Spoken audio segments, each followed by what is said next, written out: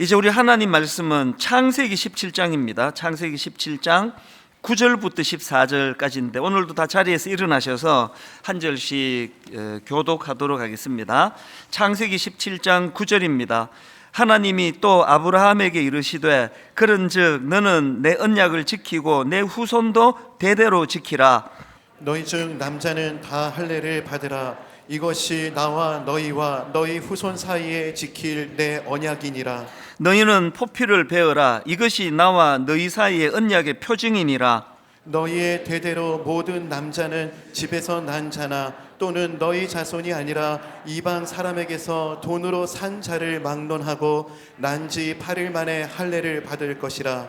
너희 집에서 난 자든지 너희 돈으로 산 자든지 할례를 받아야 하리니 이에 내 언약이 너희 살에 있어 영원한 언약이 되려니와. 할례를 받지 아니한 남자 곧 그 포피를 베지 아니한 자는 백성 중에서 끊어지리니 그가 내 언약을 배반하였음이니라. 아멘. 네, 자리에 앉아 주시기를 바랍니다. 저는 오늘 본문에 나온 아브라함을 묵상을 하다가 제 머리에 그 두 가지 이미지가 이렇게 각인이 돼서 맴도는 것을 경험을 했는데요. 제 머리에 각인된 두 가지 이미지 중에 하나는 러닝머신 이미지입니다. 이 러닝머신 이미지가 왜 각인이 됐냐 하니까 제가 어느 글에서 봤는데요. 싱 어게인이라는 오디션 프로가 있는데 여기에 출연한 어떤 가수가 자기를 소개하면서 나는 러닝머신이다 이렇게 소개를 한 것 같습니다. 그리고는 왜 자기를 러닝머신이라 소개하는지 설명을 덧붙인 글이 이랬습니다. 왜 러닝머신이냐? 계속 달리니까 앞으로 나아가는 줄 알았는데 제자리였기 때문입니다. 제가 이런 글을 읽고는 싱 어게인이라는 오디션 프로가 어떤 프로인가 궁금해서 검색을 해봤는데요. 그 프로를 이렇게 설명하더라고요. 한 번 더 기회가 필요한 가수들이 대중 앞에 다시 설 수 있도록 돕는 리부팅 오디션 프로그램이다. 어떤 건지 짐작이 가지 않습니까? 그 프로그램의 성격을 알고 그 가수가 나는 러닝머신 같은 사람이다. 계속 달리니까 앞으로 나가는 줄 알았는데 제자리였기 때문이다. 이게 굉장히 마음 아프게 들리더라고요. 가수의 꿈을 꾸고 최선을 향해 달리고 또 달렸는데 성과도 없고 맨날 제자리더라. 그 얘기 아닙니까? 제가 아브라함을 생각하다가 왜 이 러닝머신이라는 그 가수 생각이 떠올랐냐 하면은요, 지금 아브라함이 딱 그 상황이에요. 하나님께 불순종하고 자기 방식대로 그렇게 자식을 낳고 무려 13년이라는 세월을 허송해가지고 그 좀 의미 있는 자기 삶 기록거리가 한 줄도 나오지 않는 그냥 제자리 걸음만 열심히 걸은 것 같아요.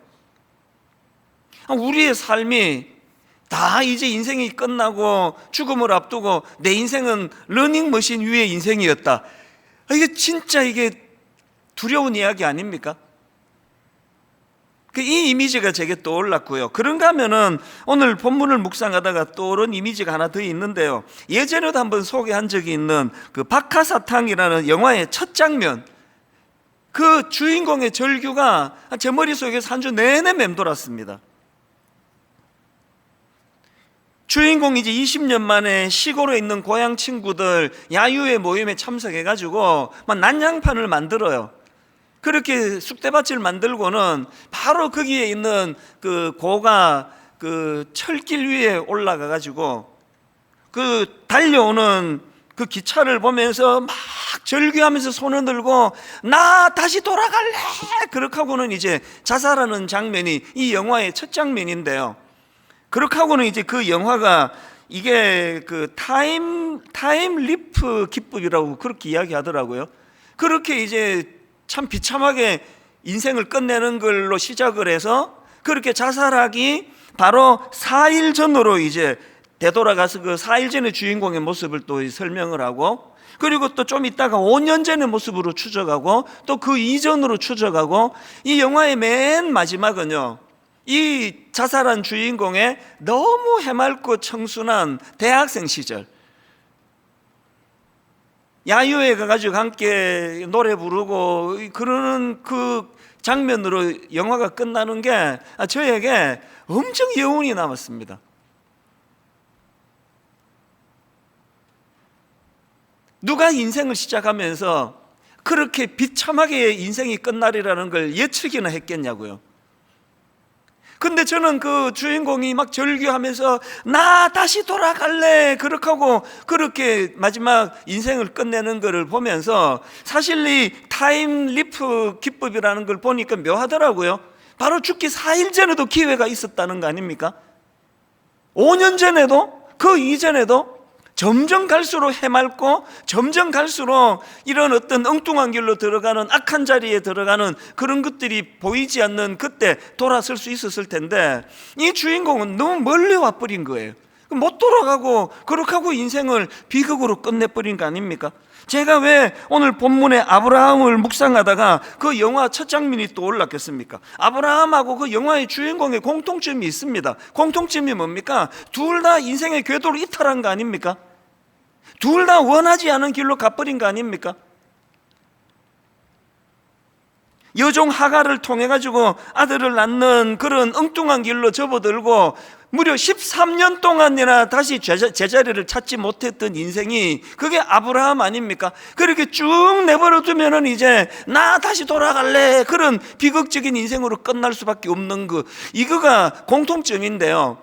그런데 여러분 지난주 내내 제 머릿속에서 그 비극의 주인공의 나 다시 돌아갈래 나 다시 돌아갈래 막 연기도 막 엄청 잘하더라고요. 막 절규를 하다가 그렇게 기차에 치여 죽는 그 남자 주인공하고 아브라함은 그 마지막이 완전히 달라요.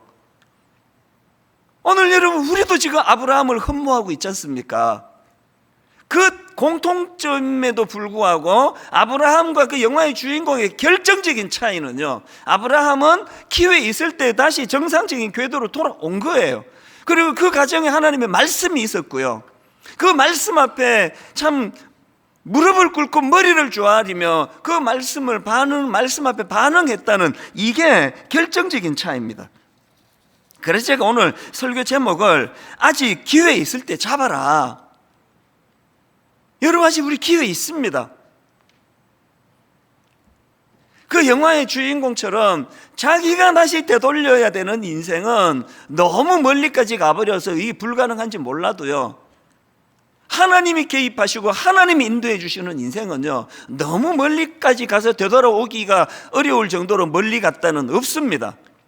여러분 아시다시피 탕자의 비유에 나오는 둘째 아들이요 어마어마한 악한 짓을 저지르고 아버지랑 관계를 다 끊고 그렇게 허랑방탕했지만 여전히 문 밖에 서서 기다리시는 그 아버지가 계시기 때문에 마음만 먹으면 언제든지 그 부잣집 아들이라는 정상적인 회복이 가능하다는 것입니다. 제가 오늘 이런 내용을 좀 살펴보려고 하는데요, 이렇게 아브라함은 그 비극의 그 영화 주인공과는 달리 다시 원상 회복이 되고 참 모든 사람이 흠모하는 아름다운 그런 가치 있는 존재로 자리매김하게 된 데에는 거기에는 아브라함의 회복이 있었는데요, 그래서 제가 오늘 이 아브라함의 회복과 관련한 두 가지 포인트를 좀 말씀을 드리고 싶습니다. 첫 번째 포인트가 뭐냐, 다시 기회를 주시는 하나님의 사랑, 이게 오늘 우리가 살펴봐야 될 중요한 포인트입니다. 다시 기회를 주심. 제가 오늘 본문에서 참 감동적으로 생각하는 구절은 창세기 17장 2절과 4절입니다. 자, 창세기 17장 2절. 내가 내 언약을 나와 너 사이에 두어. 또 4절에서 반복합니다. 보라, 내 언약이 너와 함께 있으니. 이게 저에게 엄청 감동이 되는 이유가 있습니다. 여러분 그 예전에 우리가 창세기 15장 같이 살펴볼 때 그 횃불 언약 기억하십니까? 창세기 15장 17절이요. 해가 져서 어두울 때에 연기 나는 화로가 보이며 타는 횃불이 쪼갠 고기 사이로 지나더라. 이게 그 배경이 어떤가 하면은 당시 고대 근동 지방에서 중요한 계약을 할 때 두 계약 당사자가 이제 이런 의식을 하는 거예요. 짐승을 잡아가지고 반으로 쪼개고 그 쪼갠 고기 사이를 두 계약 당사자가 거기를 지나가는 겁니다. 우리로 치면 뭐 집주인하고 전세 계약 맺는 사람이 같이 사인하듯이 왜 이런 이상한 의식을 고대 근동 지방에서 가졌느냐? 지금 그 짐승을 잡아 반으로 쪼개고 그 쪼갠 고기 사이를 지나가면서 뭘 다짐하는 겁니까? 내가 만약에 약속을 안 지키면 이 쪼개진 짐승처럼 돼도 좋습니다. 그런 비장한 각오를 가지고 그 의식을 치른다는 거예요. 그런데 창세기 15장에서 놀랐던 게 뭡니까? 이 언약은요, 두 당사자가 둘 다 같이 약속을 해야 되는 건데 하나님께서는 아브라함에게는 그거를 요구하지 않으세요. 그리고 하나님께서 그 쪼갠 짐승 사이를 지나가시는 이 모든 거 내가 다 책임지마, 약속을 내가 지키마, 그 말씀이거든요. 오늘 본문에서 그 이야기를 하는 거예요. 엉뚱한 아들 낳고 엉뚱한 곳에서 13년의 허송 세월을 하고 있는 아브라함을 되돌리키는데 가장 중요한 키는요, 이 12절에서 내가 내 언약을 나와 너 사이에 두어, 4절 보라 내 언약이 너와 함께 있으니 무슨 뜻입니까? 이 횃불 언약의 약속은 아직도 유효하다는 것입니다. 비록 아브라함이 불순종하고 잘못된 방식으로 아들을 낳고 이후로 13년의 세월을 허송한 이런 어처구니 없는 어리석음을 범했다 하더라도, 그럼에도 불구하고 하나님이 하시는 말씀은 내가 너에게 했던 그 약속은, 언약은 아직 파기되지 않았다. 이게 희망이에요. 이게 기회입니다. 만약에 하나님께서 그 횃불 언약 때 아브라함에게 너 쪼갠 고기 사이로 니도 지나가라 그랬으면 15장에서 아브라함 죽었습니다. 그리고 더 이상 성경에 아브라함 얘기 안 나올 거예요. 기회 상실이에요. 실패한 인생입니다.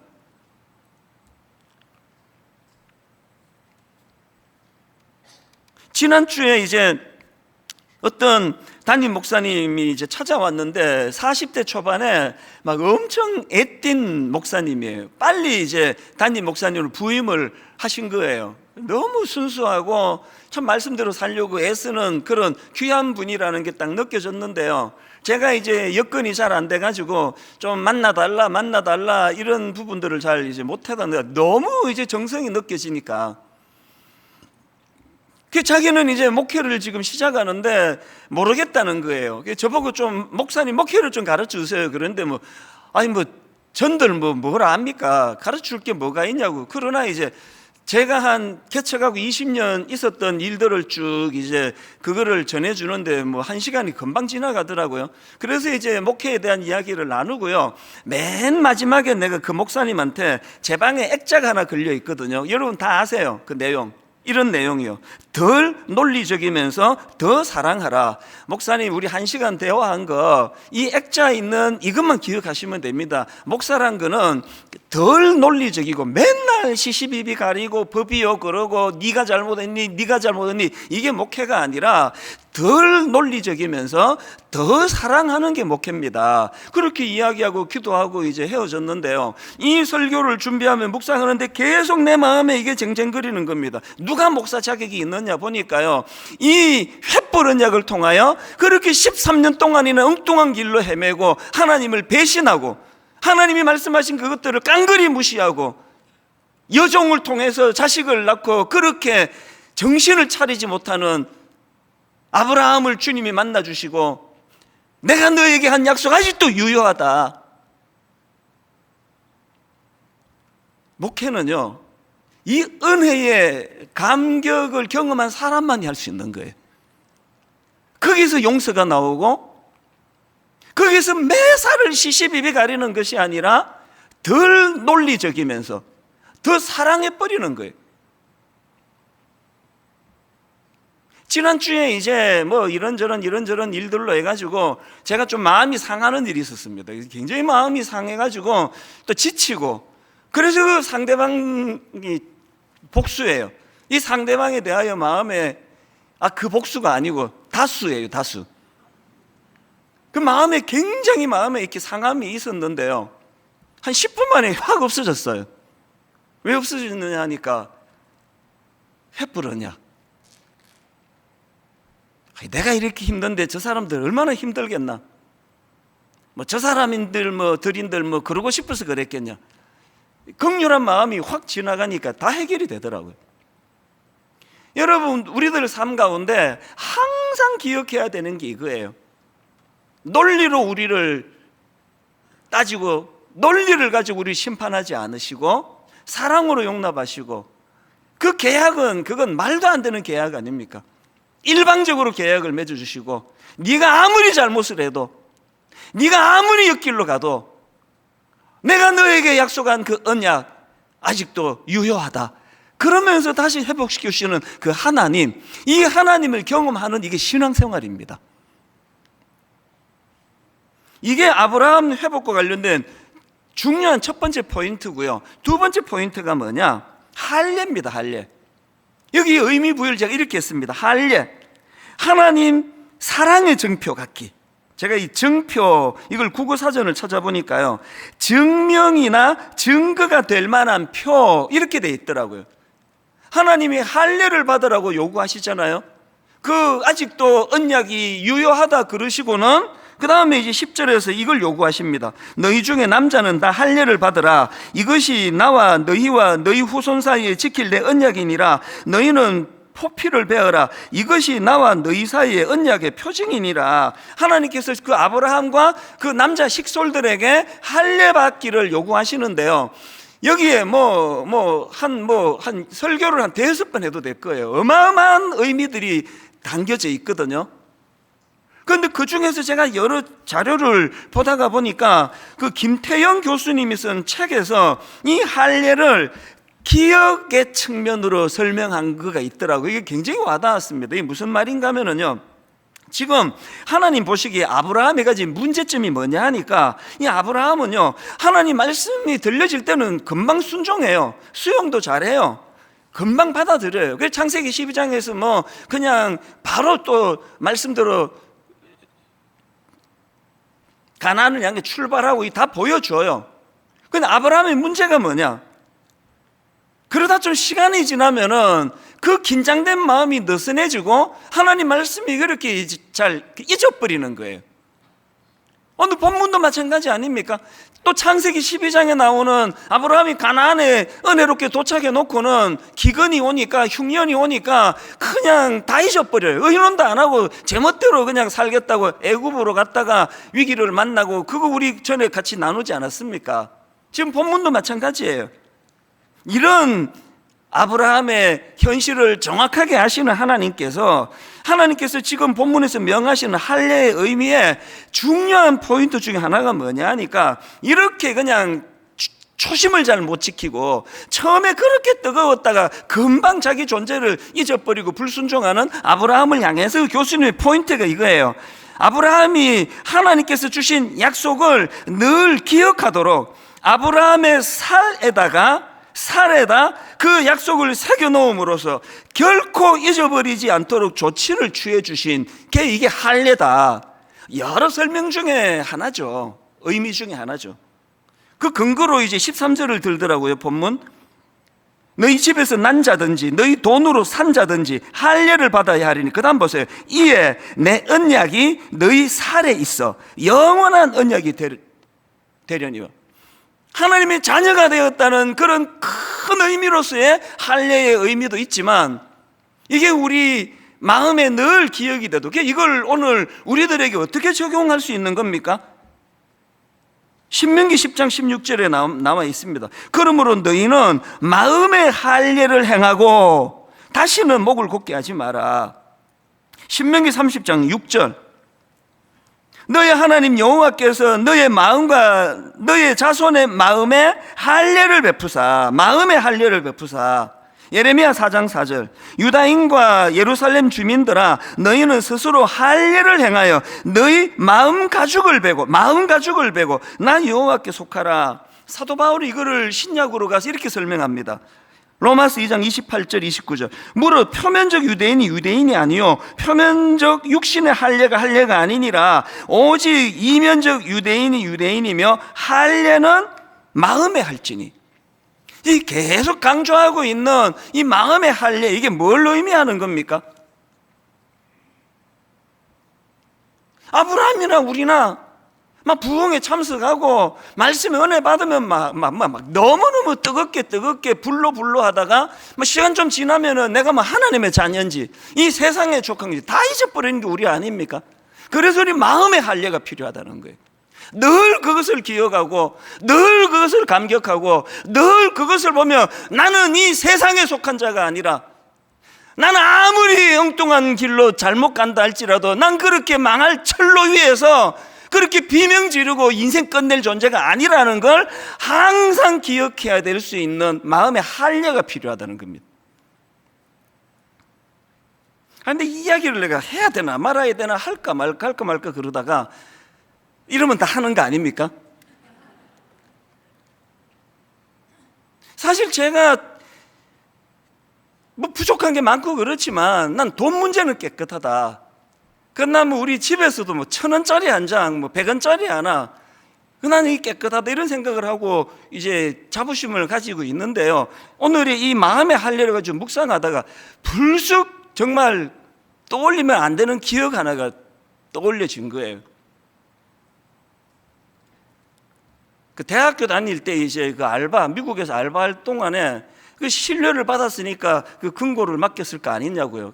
캐시 레시스트라 그러는데요. 이 장면이 딱 떠오르는 겁니다.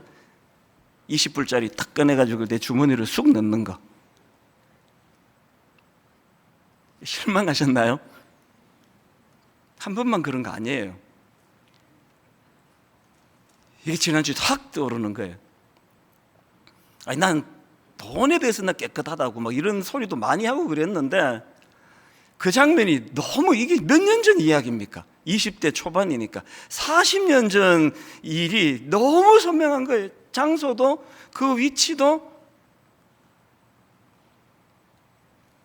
오늘 여러분, 우리가 이 마음의 할례를 받기 위해서는 부끄러운 우리의 과거를 얼버무리면 안 돼요. 이보다 더한 부끄러운 것도 많은데요. 다 오픈 안 할래요. 내가 다 오픈하면 1만 소도 파송도 저절로 다 됩니다.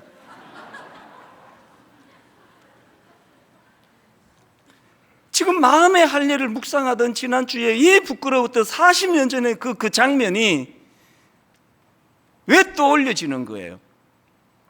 목사 노릇 한다고 까불고 다니는 이거, 내가 잘나고 내가 윤리의식이 뚜렷하고 내가 하나님 보시기에 유능하고 그래서 선 게 아니라는 거예요. 은혜라는 은혜. 이것보다도 훨씬 더 부끄러운 수치의 자리에 빠질 수밖에 없는 저에도 불구하고 60대가 되기까지 이렇게 거룩한 자리에 말씀을 전하는 건 네 공로가 아니라는 겁니다. 하나님의 은혜. 그래서 여러분이 마음의 할례를 늘 인식하는 건요, 내 존재에 있어서 내가 하나님의 자녀되었기 때문에, 그 하나님이 나를 늘 견인해 주시기 때문에 내가 옆길로 새다가도 또 돌아오고 옆길로 새다가도 또 돌아오고 이런 일들이 계속 우리 안에 마음의 할례가 있을 때 이게 작동이 된다는 거거든요. 그래서 저 같은 사람은요, 늘 이런 용서해 주시고 기회를 주신 하나님에 대한 감격이 있습니다. 늘 저는 한 번도요, 나 분당 우리 교회 담임 목사 자격인데 20년 이 자리가 난 익숙해, 오늘 이 순간까지 그런 생각을 해본 적이 별로 없습니다. 늘 이 자리는 저와는 어울리지 않는 자리예요. 저는요, 목사 안수 받은 지가 지금 30년이 넘었는데요, 여전히 어떨 때는 목사님 그럼 난 너무 낯설어요. 아브라함의 아브라함 된 건 그 영화의 주인공처럼 엉뚱한 길로 가고 나쁜 짓 하고 그런 일을 안 해서 아브라함이 아브라함 된 게 아니라 회복시켜 주시는 하나님 은혜. 그 아브라함에게 할례를 원하시면서 너 자꾸 이 은혜를 잊어버리니까, 너 신분을 잊어버리니까 네 몸에다 새겨줄게. 이걸 항상 기억해라. 이것이 오늘 신약에서 우리에게 마음의 할례, 마음의 할례. 여러분이 마음의 할례가 있습니까? 누구에게도 저는 금방지 소리를 잘 못해요. 왜 그 모양이냐 뭐 이런 소리 저는 잘 못해요. 내가 이 모양인데 누구를 제가 가르치겠냐고요. 이게 마음의 할례예요. 신명기 30장 6절에 보면은 내 하나님 여호와께서 내 마음과 내 자손의 마음에 할례를 베푸사, 이 할례의 주체가 하나님이시라는 거예요. 내 하나님 여호와께서 베푸사예요. 이걸 인식하는 사람이 마음의 할례를 받은 사람입니다. 제가 사실 오늘 예고했던 거는 이제 이 시간에 우리 29교회를 위한 그 헌금을 한번 드리자. 그 예배 중에 헌금을 예고했는데, 그리고 한 주 동안에 마음에 갈등이 많았습니다. 거기에 부끄러운 제 약한 믿음이 담겨 있는 거거든요. 저는 두려웠어요. 286억을 지금 성도들 다 있는 데서 해도 이거가 어려운데 15,000명 나가시고 5,000명 남아서 286억 빚내가지고 어떻게 갚겠나, 그 두려움이 있었어요. 그래서 최근에 자꾸 이제 돈 얘기를 하잖아요. 헌금 한번 하자 했으면 되는데, 그 다음 주일 뭐 또 대놓고 했다가 은근히 했다가 슬쩍 했다가 급기야 이제 뭐 예배 시간에 한번 하자고. 그 뭐 전혀 의논된 것도 아닌데. 그러면서 한 주 동안 제 마음에 부끄러움이 이거예요. 여전히 믿음이 약한 거예요. 하나님이 분당 우리에게 파산시키시겠습니까? 빚 못 갚아가지고 하나님이 이 교회를 뭐 망하게 하시겠습니까? 설교할 때 뭐 큰 소리 뻥뻥 치지만요, 믿음이 없는 거예요. 제가 이 과정에서 저와 너무나 대조되는 너무너무 많은 고마운 분들을 제가 봤거든요. 몇 주 전에 이제 일만수도 파송 운동, 여러분 이제 헌금 좀 하셔야 되겠다고 그랬더니 제일 먼저 나온 그 군 무리 중에 이게 참, 그 목사님이 그 소개를 하는데요, 그 미자리 교회인데 그 교회가 아이들까지 포함해서 30명 모이는 교회예요. 그 목사님에게 제 설교를 듣고 그 목사님이 연락이 와가지고, 목사님 거기 우리도 좀 동참하기 원합니다. 그래가지고요, 말도 안 됩니다. 그 30명 아이 포함해서 30명 모이는 그 미자리 교회에서 자기들 그 한 달 월세를 보내줘요. 월세를 진심으로 돌려드리고 싶었어요.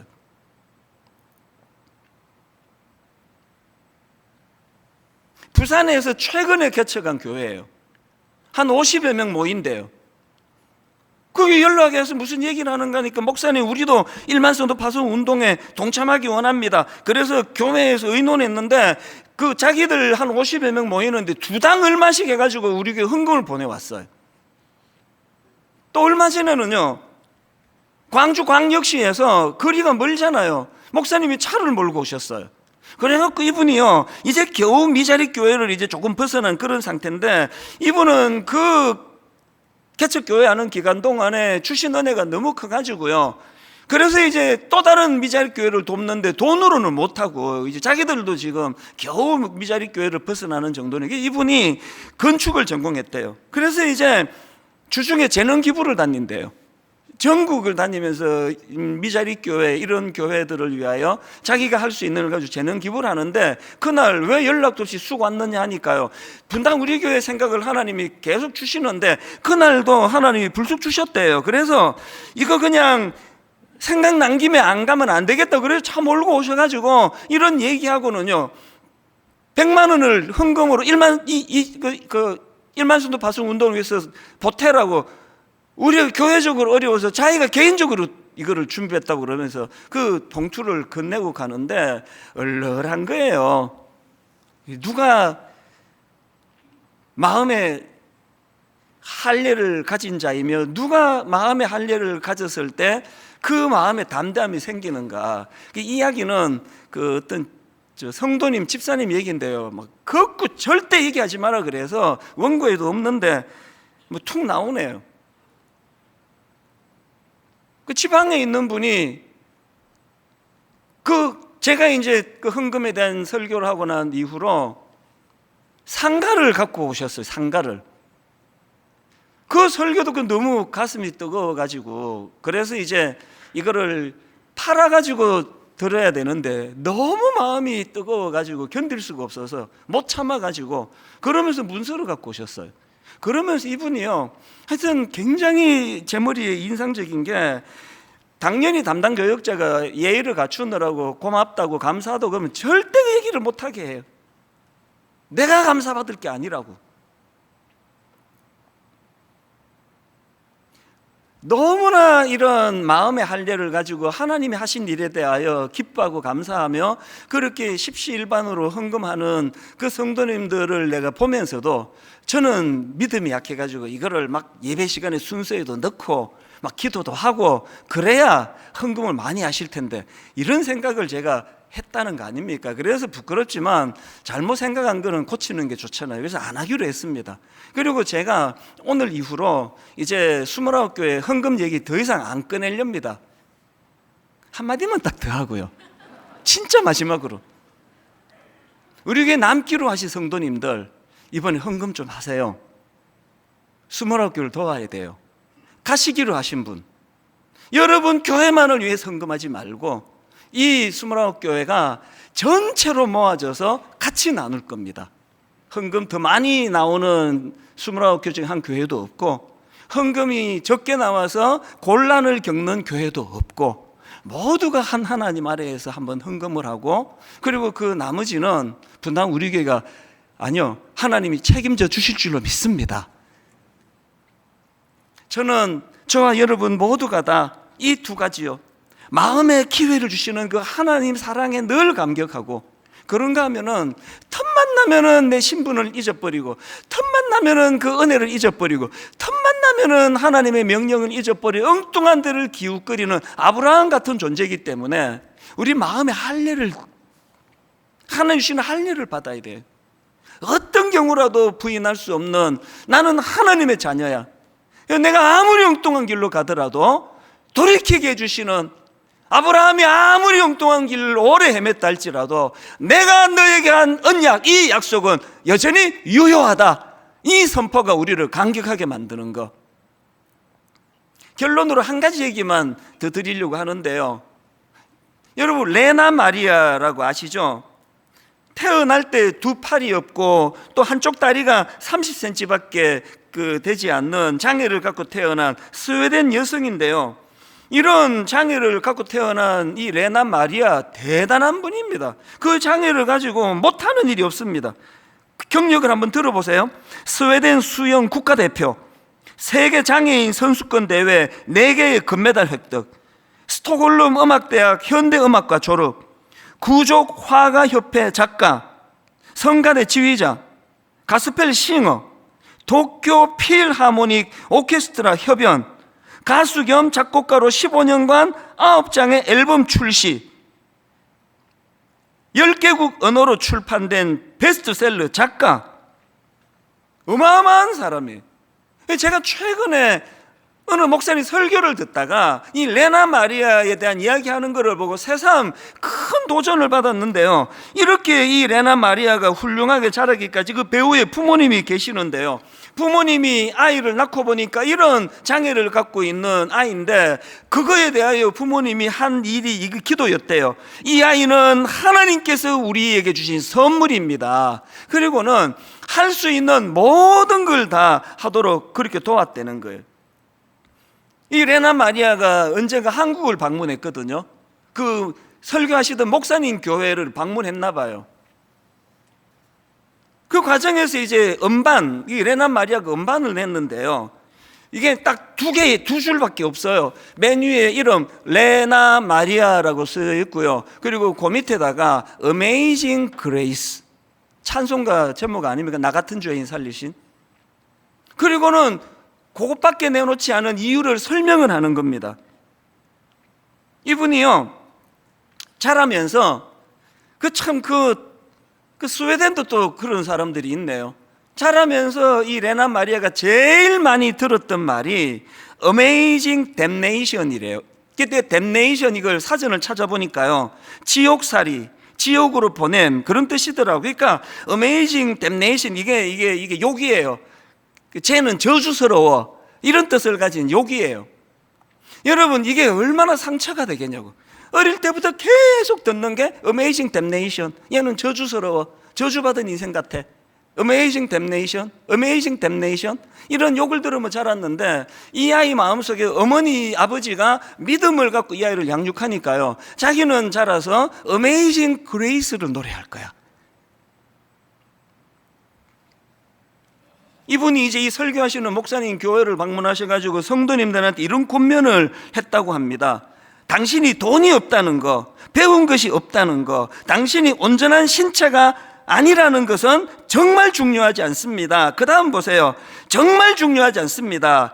하나님으로부터 출발하시면 당신은 반드시 하나님으로 인해 할 수 있는 일이 있습니다. 그러면서 그 목사님이 설교 시간에 제 마음을 뜨겁게 한 내용이 이거예요. 뭘 강조하느냐? 사람들의 출발이요, 그녀가 팔이 없고 다리가 없는 그거를 보는 것으로 출발하면 그 인생을 향하여 Amazing damnation이라고, 저주받은 인간이라고 그렇게 평가할지 모르지만, 레나 마리아 본인과 그 부모님들, 그 가족들처럼 이 레나 마리아의 인생의 출발을 하나님의 선물, 하나님으로부터 나온 인생이라는 그 출발로 나가면 그게 Amazing Grace가 된다는 겁니다. 약점이 많을수록, 육신적으로나 정신적으로나 또 연약한 게 많을수록 하나님의 사랑은 더 하시거든요. 하나님의 만져주심이 더 크거든요. 제가 아까 부끄러운 고백, 목사로서 강단에서 그런 기억들을 나누는 게 굉장히 고통스럽지만, 그러나 여러분 안 지워져요. 오픈하지 못하는 국민학교 때, 초등학교 때, 중학교 때, 고등학교 때, 대학생 때, 심지어는 목사 안수받은 이후에도 저질렀던 말로 다 할 수 없는 부끄러운 기억들이 안 지워져요. 지워달라고 기도해도 안 지워져요. 깨달았죠? 그게 지워지면 안 된다는 걸요. 그게 지워지는 순간 내가 교만에 빠지니까요. 그런데 여러분, 제가 얼마나 흠도 티도 없는 사람인가가 중요하지 않고, 내가 얼마나 못된 짓 많이 했느냐가 중요하지 않고, 그 출발이 하나님으로부터 시작이 되는 인생은 Amazing Grace입니다. 하나님의 놀라우신 은혜. 다른 사람들이 여러분을 뭐라고 평가하는 것도 문제지만, 자기 스스로를 나는 Amazing damnation이야, 난 잘못 태어난 인생이야, 난 이제 기회를 놓쳤어, 나는 이제 그 영화의 주인공처럼 철길 위에서 비명 지르다 끝낼 거야. 오늘 이찬수 목사가 못하는 거 성령님 하실 수 있다고 생각합니다. 성령의 Amazing Grace가 십자가를 통하여 우리 마음에 새겨주신 그 마음의 할례가 우리 안에 각인됨으로 말미암아 그 모든 하나님으로부터 출발한 인생이 아니라 내가 가진 그 무엇으로 출발하는 자들이 가지는 그 절망적인 Amazing damnation을 다 끊어주시는 놀라운 사건이 예배 중에 일어나게 될 줄로 믿습니다. 여러분, 어떤 경우도 저주받은 인생 없습니다. 약함이 많으면 많을수록, 저처럼 허물이 많으면 많을수록, 그럼에도 불구하고 견인해 주시는 그 하나님의 은혜로 Amazing Grace가 되는 거예요. 그래서 늘 감사하고 늘 감격하고 이 단에 설 수 있는 그것만으로도 말로 다 할 수 없는 마음의 기쁨으로 그렇게 살 수 있는 인생이 된다는 것. 그래서 오늘 저는 이 찬양으로 우리 설교를 다 정리할 수 있다 생각합니다. 아침 안개 눈앞 가리듯 나의 약한 마음 의심 쌓일 때, 이게 문제잖아요. 그래서 어떨 때 처음 예수 믿는 지 얼마 안 되는 분들이 부러워요. 예수 오래 믿으면요, 아브라함하고 우리의 공통점이에요. 시간이 지날수록 나의 약한 마음 의심 쌓일 때, 아브라함이 말씀 선포되면 바로 잘 받아들이고 수용도 잘하는데 시간이 지나면은 엉뚱한 길로 가버리는, 이게 우리의 모습이라면 이런 우리를 탓하지 아니하시는 그 하나님, 오늘 그 하나님을 함께 찬양하기 원합니다. 우리 이렇게 찬양합니다. 아침 안개 눈앞 가리듯 아침 안개 눈앞 가리듯 나의 약한 마음 의심 쌓일 때, 그래서 점점 엉뚱한 길로 나갈 때마다 부드럽게 다가온 주의 음성, 아무것도 염려하지 마라.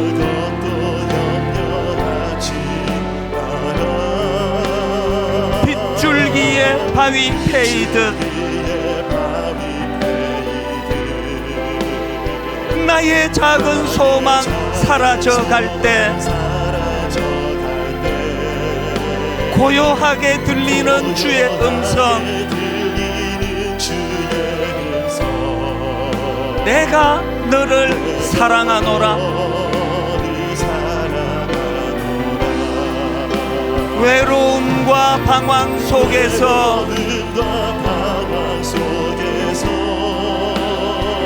주님 앞에 나아갈 때에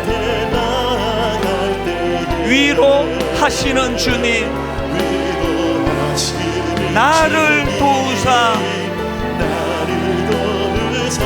상한 나의 마음 감싸 주시네. 십자가를 기억하시는 겁니다. 십자가의 보혈로서 주의 크신 사랑 알게 하셨네. 주님께 감사하리라. 언제나 주님께 감사해. 우리 다시 한번 은혜를 기억하며 아침 안개 눈앞 가리듯 나의 약한 마음 의심 쌓일 때 부드럽게 다가온 주의 음성, 아무것도 염려하지 마라. 세월이 흐를수록 빗줄기에 바위 패이듯 나의 작은 소망 사라져갈 때, 여러분 이럴 때 아브라함을 만나신 그 하나님, 고요하게 들리는 주의 음성,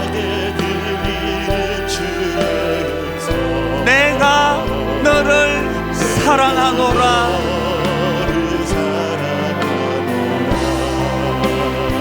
외로움과 방황 속에서 주님 앞에 나아갈 때에 위로하시는 주님, 나를 도우사. 여러분 이거 매 순간마다 누리셔야 합니다. 상한 나의 마음 감싸주시네. 십자가의 보혈로서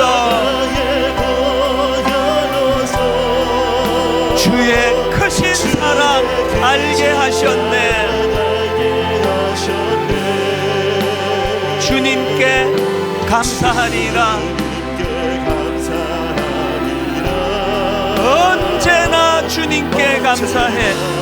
그 뜨거운 하나님의 어메이징 그레이스, 내가 우리 주 예수 그리스도의 은혜와 하나님 아버지의 다함없는 사랑과 성령님의 감동, 감화, 위로교통 충만하심의 역사가 다시 한번 주시는 그 힘, 다시 한번 새롭게 출발하라 그 기회 주시는 은혜, 감격으로 받아 힘 얻어 달려가기로 다짐하며 예배하는 모든 주의 자녀들 머리 위에 지금부터 영원토록 함께 하시기를 간절히 축원하옵나이다.